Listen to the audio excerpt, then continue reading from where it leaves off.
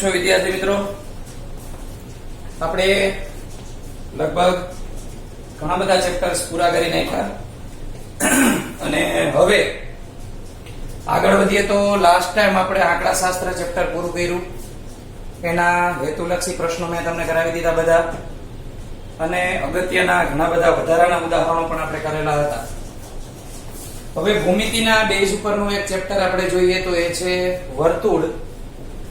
વર્તુળથી આપણે બધા પરિચિત છીએ. વર્તુળની અંદર નાના મોટા દાખલાઓ જે આપણે આવતા, એના નિયમો, એના પારિભાષિક શબ્દો, આ બધાથી આપણે પરિચિત છીએ. છતાં પણ આપણે શરૂઆત વર્તુળની કરીએ પહેલા થોડીક એની બ્લુપ્રિન્ટ વિશે માહિતી આપી દઉં.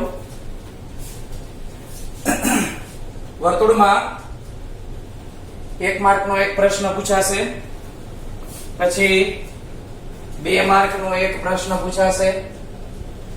અહીંયા સ્ટાર કરી દઉં છું, એનો અર્થ એમ થશે કે અહીંયા અથવામાં એ પ્રશ્ન હશે. જે 2 માર્કનો પ્રશ્ન હશે એ અથવામાં હશે અને 3 માર્કનો એક પ્રશ્ન આપણે પૂછાવાનો છે. આમ કરી અને ટોટલ 6 માર્કનું આ ચેપ્ટર પૂછાય છે. બીજી વાત, આ વખતે અભ્યાસક્રમની અંદર થોડુંક ડિસ્કાઉન્ટ કાપકૂપ કરેલ છે. તો એ મુજબ આપણે જોઈએ તો જે વસ્તુ કાઢી નાખી છે એની વાત કરી દઉં કે જે આપણે ઉપર છલી તો સમજવાની જ છે પણ પરીક્ષા લક્ષી નથી. તો જે વસ્તુ કાઢી નાખી છે એની ડિટેલ અહીંયા આપી દઉં. એક પ્રમેય 10.1 નથી આવવાનો, પછી પ્રમેય 10.2 આ પણ કાઢી નાખ્યો છે.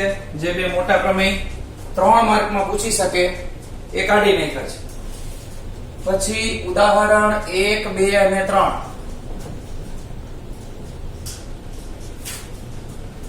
આ 3 ઉદાહરણો કાઢી નાખ્યા છે જે સાબિતીને લગતા છે, જેને આપણે રાઇડર કહી શકીએ. સ્વાધ્યાય 10.2 એમાં દાખલા નંબર 4, 5 અને 8 થી 12 દાખલા, આ ક્રમના દાખલાઓ છે એ ટેમ્પરરી 2020 દરમિયાન જે જૂન 2021 માં પરીક્ષા લેવાશે એના માટે આટલો અભ્યાસક્રમ કાઢી નાખેલો છે. તો આ સિવાયની વિગતો આપણે વધારે ભારપૂર્વક કરવાની છે અને આ વિગતો પણ આપણે થોડી ઘણી લેશું જે આપણને અગત્યની લાગે કે આનો ઉપયોગ ક્યાંક દાખલામાં થાય એવો છે અને એને લગતા દાખલા પૂછાઈ શકે તો આપણે એ કરશું. તો આ રહી પ્રકરણની રૂપરેખા. આ રૂપરેખા ઉપરથી જ આપણને તૈયારી કરવાની ખબર પડે કે કયું વધારે પૂછાય છે. તો બધા 1-1 માર્કના પૂછાય છે, કુલ 6 માર્ક. એવું બને કે આટલું કાઢેલું છે તો આની અંદર પણ થોડોક ફેરફાર થાય, કારણ કે જેમ 30% અભ્યાસક્રમ ડિલીટ કર્યો છે તો એવી રીતે ટોટલ માર્ક્સ પેપરના જે હોય એની અંદર પણ કંઈક ફેરફાર થઈ શકે. ચાલો તો આપણે ધીમે ધીમે વર્તુળની પ્રસ્તાવના, એની સમજૂતી અને જે જૂના ધોરણમાં આપણે ભણી ચૂક્યા છીએ એના વિશે આપણે માહિતી લઈએ. તમે આ બધી ડિટેલ લખી લેજો. તો સૌથી પહેલા આપણે વર્તુળની અંદર 180 પેજ નંબર ટેક્સ્ટ બુકમાં જે આપણને આપેલા છે એની અંદર પ્રાસ્તાવિક જોઈએ. તેમાં પહેલા મુદ્દામાં લખ્યું છે કે તમે ધોરણ 9 માં અભ્યાસ કર્યો છે એ પ્રમાણે એક સમતલના એક ચોક્કસ બિંદુ, તો આપણે આની ડિટેલ છે એ લખતા જઈએ. આ હવે તમે નોંધી લીધું હશે એટલે હું કાઢી નાખું છું. તો આની અંદર થોડાક શબ્દો આપણે હાઇલાઇટ કરેલા છે વર્તુળની વ્યાખ્યા માટે કે ભાઈ સમતલ, ચોક્કસ બિંદુ, સમતલ, પછી કીધું છે ચોક્કસ બિંદુ,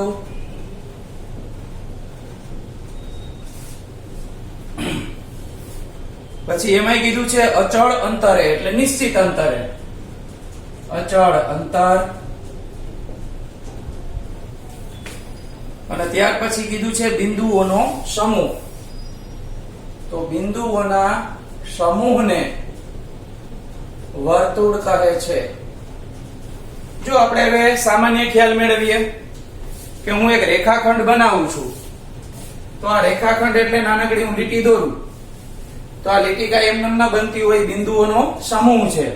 અને બહુ આવી રીતના હું એકદમ ઝીણવટપૂર્વક જોઉં, બિલોરી કાચ લઈને અથવા તો માઇક્રોસ્કોપ થી, તો આવા નાના નાના કેટલા બધા ટપકા ભેગા થતા જાય અને આ રેખા છે એ બનતી હોય. તો આ બધા ટપકાઓ ભેગા થઈ ગયા એટલે એ આખું રેખાખંડ બન્યો. તો પેલા તો સમતલ, તો મારી પાસે જે આ બોર્ડ છે એ એક સમતલ કહેવાય. બોર્ડ થી પછી આ બીજી બાજુ દીવાલ આવતી હોય તો એ બીજું સમતલ કહેવાય. તો સમતલ એક જ રાખવાનું છે, ચોક્કસ એક સમતલ. પછી હું થોડુંક વર્તુળ અહીંયા કરું, થોડુંક આવી રીતના બીજા સમતલમાં જવા દઉં તો એ નહીં ચાલે. એટલે સમતલ એક. પછી ચોક્કસ બિંદુ. માની લ્યો કે આપણે અહીંયા જગ્યાએ એક વર્તુળ માટે કેન્દ્ર નક્કી કર્યું કે ત્યાં આપણે પરિકરની પોઈન્ટ રાખશું આપણે. તો પરિકરની અણી અહીંયા રાખી અને વર્તુળ દોરવાનું થાય તો તમે એમ કહો કે એક વખત મારે થોડીક વાર વર્તુળ દોરું ત્યારે પરિકરની અણી હું અહીંયા રાખીશ. પછી કે હવે મારે ફેરવી નાખવું, હવે અહીંયા કરવું છે, ત્યાંથી હું દોરવાનું ચાલુ કરીશ. તો વળી ત્યાંથી પાછું આમ થાય. તો આપણે વર્તુળ દોરવાનું છે. હવે એમાં કેન્દ્ર તમે જો નિશ્ચિત ન રાખો તો એ અલગ અલગ વર્તુળ બનતા જાય અને વર્તુળ ન બને પણ ફૂલ બની જાય. એટલે આપણે ધ્યાન રાખવાનું ચોક્કસ બિંદુ એટલે આપણી પરિકરની અણી જે છે એ બિંદુએથી હલવી જોઈએ નહીં. પછીનો શબ્દ આપ્યો છે અચળ અંતર. તો અચળ અંતરની વાત કરીએ તો ચોક્કસ બિંદુ તો મેં તમને સમજાવ્યું, સમતલ પણ સમજાવ્યું. અચળ અંતર એટલે અહીંથી અહીં સુધી મેં માની લ્યો કે 3 સેન્ટીમીટર પરિકર ખોયડું, તો 3 સેન્ટીમીટર છે એ અચળ અંતર છે. પછી એની અંદર તમે 3 સેન્ટીમીટર માંથી વધીને એમ કહો કે હવે મારે 3.5 કરવું છે, પછી કે 4 કરવું છે, પછી કે 5 કરવું છે, તો આ રીતે વર્તુળ થાય. જો કે આને વર્તુળ કહેવાય જ નહીં, આને દશેરાની જલેબી કહેવાય. એટલે આપણે આ રીતે વર્તુળ કરી શકીએ નહીં. આ શબ્દ બધા ખાસ સમજજો. અચળ અંતર એટલે અહીંથી અહીં સુધીની જે ત્રિજ્યાઓ જે હોય એ સમાન રાખવી પડે. પછી લખ્યું છે બિંદુઓનો સમૂહ. એ તો મેં તમને સૌથી પહેલા જ સમજાવી દીધું કે અહીંયા આગળ જે બધા ટપકાઓ ભેગા થઈ થઈને રેખાખંડ બનાવે છે, આ રેખાખંડ નથી પણ આ રીતના ગોળ લાઈન બને છે, તો એ થયો આપણો બિંદુઓનો સમૂહ. તો આ બધા શબ્દો ભેગા થઈ અને આપણા વર્તુળની વ્યાખ્યા બને કે એક સમતલમાં ચોક્કસ બિંદુએથી અચળ અંતરે જે બિંદુઓનો સમૂહ મળે એને વર્તુળ કહી શકાય. તો ખરા ખોટાની અંદર આપણને પૂછી શકે, એકાદો શબ્દ કાઢી નાખે તો આપણે ભૂલ થઈ જાય. એટલે આ બધા શબ્દ છે એ યાદ રાખવાના રહે. હવે વર્તુળની નાના નાની વિગતો જોઈ લઈ જે લગભગ બધાને આવડતી હોય. તો એક વર્તુળ દોરી રાખીએ આપણે અહીંયા. તો આ વર્તુળની અંદર અહીંયા આગળ આપણે આનું કેન્દ્ર રાખીએ O, કે જ્યાંથી આપણે વર્તુળનું નિશ્ચિત માપ અહીં સુધીનું આપણે ત્રિજ્યાઓ લીધી. હવે જો અહીંયા આગળ O થી A સુધીનો હું લીટો દોરું તો ત્રિજ્યાઓ મારી પાસે અત્યારે હું ત્રિજ્યાઓ એવું શબ્દ લખું છું કારણ કે હું બે ત્રિજ્યા દોરીશ આમાં. એક O થી A દોરું છું, એક અહીંયા O થી B. તો આપણને ત્રિજ્યાઓ મળે OA અને OB. આ બે ત્રિજ્યાઓ આપણને અહીંયા આગળ મળી. હવે આ ત્રિજ્યાને જો આમ સીધો જ લંબાવવામાં આવે લીટો, પણ ખાસ યાદ રાખજો ફરજિયાત કેન્દ્ર ઉપરથી પસાર થાય, તો આપણને જે વ્યાસ મળે એ મળે આપણને BC. અને વ્યાસનો સિમ્બોલ છે D, ત્રિજ્યાનો સિમ્બોલ છે R. તો ત્રિજ્યા એટલે રેડિયસ, વ્યાસ એટલે ડાયામીટર. તો આને BC કહી શકાય. તમને એમ થાય કે સાહેબ અહીંથી આપણે આમ સીધો લીટો દોરીએ કેન્દ્ર ઉપરથી પસાર થતો હોય, અહીંયા A, તો અહીંયા બીજું કોઈ પણ નામ આપી દો, A અથવા D. તો રેખાખંડ AD છે એ આપણો વ્યાસ ગણાય. આના ઉપરથી આપણને એક વસ્તુ એ પણ ખબર પડે કે ત્રિજ્યાનું માપ છે એ વ્યાસથી અડધું હોય. આખો વ્યાસ 4 સેમી નો હોય તો ત્રિજ્યા 2 સેમી ની મળે. એનાથી ઊંધું ત્રિજ્યા 3.5 સેન્ટીમીટર ની હોય તો વ્યાસ એનાથી ડબલ મળે, એટલે કે 7 સેન્ટીમીટર થાય. પણ ખાસ યાદ રાખજો, આ જે વ્યાસ છે એ કેન્દ્ર ઉપરથી જ પસાર થવો જોઈએ. કોઈના મનમાં એમ થતું હોય કે ત્રિજ્યા ડબલ કરીએ એટલે વ્યાસ બની જાય, તો આ બાજુ 2 સેમી ને આ બાજુ 2 સેમી, તો હું આમ બોલું B થી O ગયા, આ O થી A સુધી ગયા, તો આ રીતના વળાંક વળીને જે લીટો આવે છે એને વ્યાસ કહી શકાય નહીં. વ્યાસ સીધી રેખામાં જશે, આ રીતે ડબલ ત્રિજ્યા ભેગી કરીએ એટલે દર વખતે વ્યાસ બની જાય એવું આકૃતિમાં હોય નહીં. ચાલો, તો આટલી વસ્તુ આપણને ખબર પડી. ત્યાર પછી આપણે લઈએ જીવાઓ. તો અહીંયા આગળ જીવા છે એ આપણે દર્શાવીએ. જીવા માટે અહીંયા આગળ રેખાખંડ, એવો રેખાખંડ દોરવાનો કે જેના બંને છેડા એટલે કે બંને અંત્ય બિંદુઓ વર્તુળ ઉપર આવેલા હોય. તો જીવાઓમાં આપણે AB ને જીવા કહી શકીએ, BC ને પણ જીવા કહી શકીએ.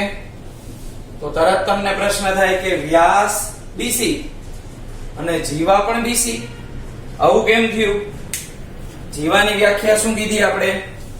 જે રેખાખંડના બંને અંત્ય બિંદુઓ વર્તુળ પર આવેલા હોય એને જીવા કહેવાય. તો આપણો વ્યાસ છે એના પણ બંને અંત્ય બિંદુઓ એટલે કે બે છેડાઓ વર્તુળ ઉપર આવેલા છે, એટલે આપણે એને જીવા પણ કહી શકીએ, વ્યાસ પણ કહી શકીએ. તો આના પરથી એક નવું વિધાન એવું બને કે વર્તુળનો વ્યાસ એ સૌથી મોટી જીવા છે. કારણ કે તમે એક વસ્તુ વિચારો, આપણી પાસે આવી રીતના ગોળ રિંગ છે, એમાં આપણે એક લાકડાની સ્ટીક સૌથી મોટી સમાય એવું આપણે સમાડવું છે. તો એ સૌથી મોટી લાકડાની સ્ટીક અહીંયા આગળ વચ્ચે જ સમાશે. જેમ તમે આમ નીચે લેતા જશો લાકડાની સ્ટીક તો નાની નાની સ્ટીક સમાશે, ઉપરની બાજુએ લેતા જશો તો પણ નાની સ્ટીક સમાશે.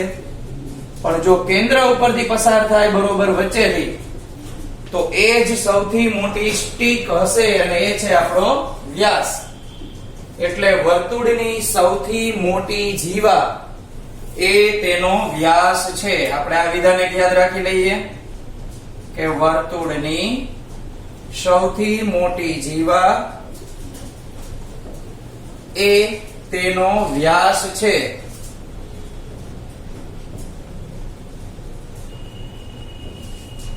તો અહીંયા આગળ આ આકૃતિ ઉપરથી આપણે થોડાક શબ્દો શીખ્યા. કેન્દ્ર O, OB, OA, OC. અહીંયા નવું હોય તું જો OC, આ પણ આપણી ત્રિજ્યા કહેવાય. વ્યાસ તો માત્ર BC.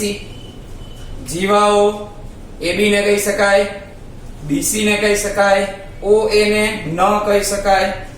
અને આપણે એવું શીખ્યા કે વર્તુળની સૌથી મોટી જીવા એ તેનો વ્યાસ છે. તો આટલી ડિટેલ આપણે પહેલા સામાન્ય મેળવી લીધી. હવે એનાથી થોડાક આપણે આગળ વધીએ તો વર્તુળની બીજી કેટલાક પારિભાષિક શબ્દો છે એ આપણે આકૃતિ દોરીને ફરીથી એને સમજીએ. અને આ બધા શબ્દો છે એ ડબલ વાર એટલે રિપીટ કરું છું કે આના પછીનું જે ચેપ્ટર 11 નું છે વર્તુળ સંબંધિત ક્ષેત્રફળ, એમાં પણ આપણને ઉપયોગમાં આવવાના છે. તો આ બધી ડિટેલો લખતી જવાની છે એટલે તમને અંદાજ આવે કે આની અંદર કઈ રીતે આપણે અગાઉ શીખેલા હતા. આવું ટેક્સ્ટ બુકમાં ક્યાંય આપેલું નહીં હોય. હવે વર્તુળની અંદર આપણે જે અગાઉ કરેલું હતું એટલું આપણે કરી નાખીએ ને એનાથી આપણે આગળ વધવાનું છે. તો OA OB અને રેખાખંડ AB. આટલું આપણે કરી નાખ્યું. આની અંદરથી આપણે સૌથી પહેલા ચાપ વિશે સમજવાનું છે. તો ચાપ વિશે સમજીએ. ચાપને અંગ્રેજીમાં આર્ક કહેવાય, ARC. આ ચાપની અંદર સૌથી પહેલા પહેલો પ્રકાર આપણે જોઈએ લઘુચાપ. તો આ લઘુચાપ વિશે સમજાવું. લઘુચાપ માટે આપણે એવું કરીએ, એક બિંદુ અહીંયા લઈએ P, એક બિંદુ અહીંયા લઈ લઈએ Q. વર્તુળ ઉપર આપણે બે બિંદુઓ લીધા P અને Q. આ બે બિંદુઓ અલગ અલગ જગ્યાએ છે એટલે એને ભિન્ન બિંદુઓ કહેવાય. આપણે લઘુચાપ જોઈએ તો આ જે ગોળાઈ આપેલી છે, તો આ લઘુચાપને APB, અહીંયા જે ગોળાઈ કરેલી છે એ એનો સિમ્બોલ છે. લઘુચાપ APB એવું કહી શકાય. આવું ન લખવું હોય તો તમે આમ પણ લખી શકો, અથવા લઘુ પછી ચાપની નિશાની અને માત્ર AB. તો આ બે રીતે તમે લઘુચાપને દર્શાવી શકો. લઘુચાપ કોને કહેવાય? તો આકૃતિની અંદર સમજીએ. આ લખીને તો આપણે જોઈ લીધું. જે અહીંથી આમ ગોળાઈ વાળો ભાગ દેખાય છે એ આપણી લઘુચાપ કહેવાય. સપોઝ તમે વિચારો કે કાચની બંગડી છે આપણી પાસે. આ કાચની બંગડી આપણે તોડી નાખીએ તો એના જે ટુકડા મળે એ સીધા સ્કેલ જેવા સીધા નહીં મળે, પણ એના ટુકડા થોડા થોડા ગોળાઈ વાળા મળશે. તો અહીંયા પણ આ કાચની બંગડી છે, આટલો ભાગ તૂટીને જે ગોળાઈ વાળો ભાગ મળે એ આપણી લઘુચાપ કહેવાય. અને અંદાજ કેવી રીતે આવે કે આ લઘુચાપ છે કે ગુરુચાપ, હમણાં હું બીજો મુદ્દો સમજાવીશ. તો લઘુચાપ અને ગુરુચાપની અંદર એટલો ફેર છે કે લઘુચાપ છે એના ઉપર આમ ઢાંકી દઈએ તો કેન્દ્ર અંદર આવ્યું કે આ વાટકાની અંદર આવી ગયું, તો કે કેન્દ્ર તો બહાર રહી ગયું. તો આ લઘુચાપને બંધ કરી દો. જો કેન્દ્ર અંદર આવી જાય તો એને લઘુચાપ કહેવાય. ન આવે તો એને ગુરુચાપ અથવા તો અર્ધવર્તુળ ચાપ કહી શકાય. હમણાં આપણે સમજીએ. તો બીજો મુદ્દો લઈએ. લઘુચાપનો બીજો પ્રકાર, ચાપનો બીજો પ્રકાર તો એ છે ગુરુચાપ. તો જે અહીંયા આગળ દેખાય છે કાળું હાઇલાઇટ કરેલું, ગુરુચાપ માટે ઊંધો કટકો આપણને દેખાય છે અહીંથી અહીં સુધીનો. તો જે આ ભાગ દેખાય છે અહીંયા હું તમને હાઇલાઇટ કરી દઉં. તો આ ભાગ જે દેખાય એ આપણા માટે કહેવાય ગુરુચાપ. તો એને પણ આપણે આ રીતે લખી શકીએ. કાં તો આપણે આ રીતે લખવું પડે કે ભાઈ ગુરુચાપ AQB, અથવા હાઇલાઇટ કરવી હોય તો લખવાનું અહીંયા ગુરુચાપ AB. જો આ બે શબ્દ લખ્યા છે, બેમાં AB આવેલા છે, પણ વાંચનાર સમજી જાય કે લઘુચાપ AB લખ્યું તો ભાઈ આમથી આમ AB તરફ ન જવાય, અહીંથી આમ જ જવાય. ગુરુચાપ AB લખ્યું છે તો અહીંથી અહીંયા જ હોય. અને આ રીતે લખો તો એમાં તો કઈ તમારે સ્પેસિફિકેશન કરવાનું નથી. AQB એટલે રસ્તો આ રીતે દેખાડ્યો, A થી Q, Q થી B, અને આમાં APB. ત્રીજી ચાપ છે આપણા માટે અર્ધવર્તુળ ચાપ. અર્ધવર્તુળ ચાપ. આ દરેક વિગતો છે એ તમારી નોંધમાં રાખજો, સમજૂતીમાં. અર્ધવર્તુળ ચાપ માટે એક નવી આકૃતિ દોરી દો. અહીંયા આપણે O કેન્દ્ર લઈએ, અહીંયા આગળ AB સીધો બનાવીએ. તો અહીંયા આગળ આપણને જે લઘુચાપ ને ગુરુચાપ કરતા થોડીક અલગ આકૃતિ મળી. અર્ધવર્તુળ ચાપ એટલે અહીંથી A થી અહીંયા B સુધી જશે. આપણે આમાં પણ P બિંદુ અને Q બિંદુ લખી નાખીએ. આ P અને Q. તો આ અર્ધવર્તુળ ચાપ છે એને આપણે અર્ધ પરિઘ પણ કહી શકીએ. આને અર્ધ પરિઘ પણ કહી શકાય, જેનું સૂત્ર πr આવે. આપણે પરિઘનું સૂત્ર 2πr શીખી ગયા છીએ. અહીંયા આગળ અર્ધ પરિઘનું સૂત્ર πr થશે. પછી જો ભૂમિતિનું ચેપ્ટર છે એટલે એની અંદર સમજૂતી તમારે ઘણી બધી કરવી પડે. ડાયરેક્ટ દાખલા આમાં કરીએ તેમાં કાંઈ સમજાય નહીં. એટલે જેટલી સમજૂતી આપી છે એ તમારી ડિટેલ તમારી બુકમાં લખેલી હોવી જોઈએ. તો અર્ધ પરિઘની વાત થઈ. અર્ધ પરિઘની અંદર આપણે અર્ધવર્તુળ ચાપ લખીએ તો આ બે ચાપ અર્ધવર્તુળ કહેવાય. APB ને પણ કહેવાય અને AQB ને પણ અર્ધવર્તુળ ચાપ કહી શકાય. આનો નિયમ હું તમને કહું તો જે ચાપને બંધ કરો અને કેન્દ્રની ઉપરથી જ પસાર થાય એ લીટો તો અર્ધવર્તુળ ચાપ મળે. લઘુ ચાપને બંધ કરો તો કેન્દ્ર બહાર રહી જાય. ગુરુ ચાપને બંધ કરો તો કેન્દ્ર અંદર આવી જાય. તો આ એના સામાન્ય શબ્દો છે સમજવા માટેના કે કેવી રીતે આપણે ચાપને સમજી શકીએ. અને પછીનું ચેપ્ટર આવશે એમાં આપણે લઘુ ચાપ, ગુરુ ચાપ અને અર્ધવર્તુળ ચાપ જેમ આમાં સૂત્ર લખાયું એવી રીતે આમાં પણ સૂત્ર આવશે. અત્યારે સૂત્રની જરૂર નથી એટલા માટે આપણે ખાલી એની પારિભાષિક શબ્દો આપણે સમજ્યા. ચાપ પછી આપણે જોઈએ વૃત્તખંડ. તો વૃત્તખંડ શું છે?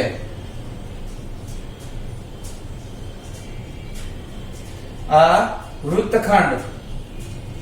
પછી આમાં એક વૃતાંશ પણ સમજવાનું આવશે. તો વૃત્તખંડ કઈ રીતે થશે? તો આકૃતિ પાછી આ જ રીતે વર્તુળ આપણે દોરી નાખીએ. અહીંયા આગળ O બિંદુ,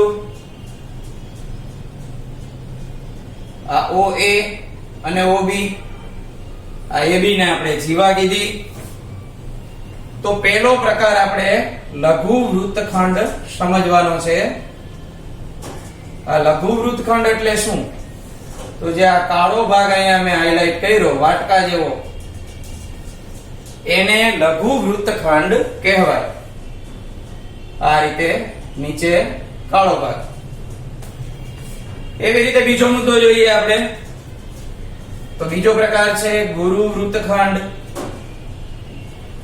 તો ગુરુ વૃત્તખંડ છે એ આ રીતના ઊંધા વાટકા જેવો શેપ છે. એટલે અહીંયા આગળ તમને હું હાઇલાઇટ કરી દઉં તો આ રીતે સમજી શકીએ આપણે. જ્યાં જેટલો ભાગ દેખાય ઉપરનો બ્લુ કલર થી કરી દીધો એને ગુરુ વૃત્તખંડ કહી શકાય. અને આમાં ત્રીજો ભાગ આવે છે અર્ધ વૃત્તખંડ. અર્ધ વૃત્તખંડ. તો અર્ધ વૃત્તખંડ માટે અડધો ભાગ આવે એટલે આને જેવી જ આકૃતિ થાય એટલે દોરવાની જરૂર નથી. પણ અહીંયા વચ્ચેથી આમ બે ભાગ કરીએ વર્તુળ છે. ઉપરનો ભાગ છે અને નીચેનો ભાગ અહીંયા નીચે કલર કરી નાખીએ એટલે એને અર્ધ વૃત્તખંડ કહેવાય. એટલે કાંઈ નહીં, આખા વર્તુળનું ક્ષેત્રફળ હોય એને ભાગ્યા 2 એટલે અર્ધ વૃત્તખંડ મળી જાય. તો આ વૃત્તખંડની વાત થઈ. આના ઉપરથી પ્રમેય અને દાખલાઓ પણ આવી શકે.